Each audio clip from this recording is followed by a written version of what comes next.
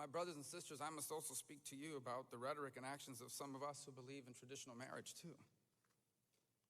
As we engage in the civic life of our country, we are called to two important tasks. Yes, to stand for what our faith teaches, but also to love people. I know we speak clearly on the biblical teachings and on our beliefs, and I hope that we will also spend more time, as I know many of you do, discussing how to love people. In order to love people, you have to listen to them. You have to understand their perspective, their hopes and their dreams and their fears and their pain. When it comes to our brothers and our sisters, our fellow Americans, our neighbors in the LGBT community, we should recognize that our nation, while the greatest nation in the history of mankind, is one whose history has been marred by discrimination against and the rejection of gays and lesbians. For example, not long ago, the federal government not only banned the hiring of gay employees, it required private contractors to identify them and fire them. We had laws that prohibited gays and lesbians from being served in bars and restaurants, and many of our cities carried out law enforcement efforts targeting the community. There was a time not long ago where it was still acceptable and common in the broader society to use slurs. To love our neighbors in the LGBT community, we should recognize that even as we stand firm in the belief that marriage is the union between one man and one woman, there are those in that community, in same-sex relationships, whose love for one another is real and who feel angry and humiliated that the law did not recognize their relationship as a marriage. To love our neighbors, we must recognize that many have experienced, sometimes, severe condemnation and judgment from some Christians.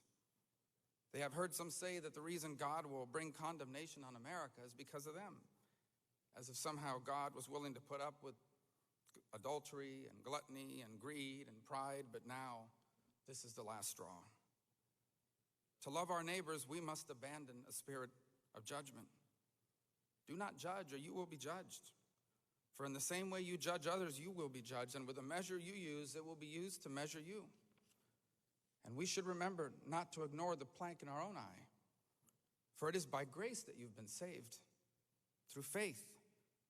And this is not from yourself, it is a gift of God, not by works, so that no one can boast. And I want to be clear with you, abandoning judgment and loving our LGBT neighbors is not a betrayal of what the Bible teaches, it is a fulfillment of it. Jesus showed us how to do this. Jesus showed us that we do not have to endorse what people do in order to accept them for who they are, children of a loving and a merciful God. When he came upon a woman accused of adultery, something that at the time was punishable by death, he stepped forward and confronted the cultural norms of that time and saved her life.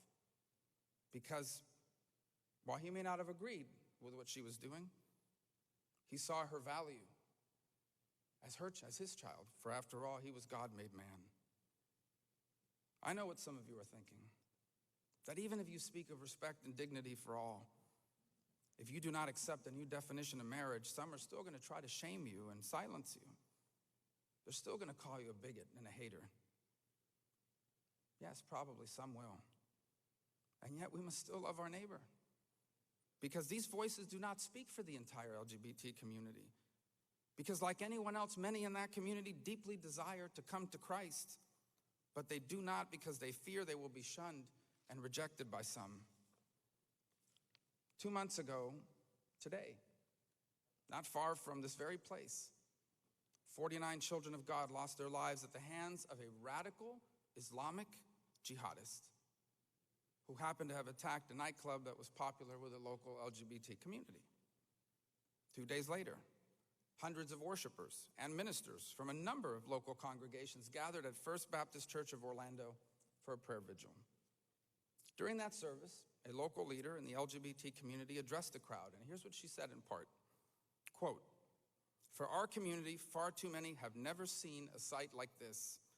Finding a place where they can be prayed over for who they are, that place for many just exists in their dreams." I want you to think about for a moment those words, that many of the members of that community had never seen the sight of hundreds of Christians praying for them. That doesn't mean it didn't happen, they'd just never seen it. That for many, finding a place where they can be prayed over for who they are exists only in their dreams.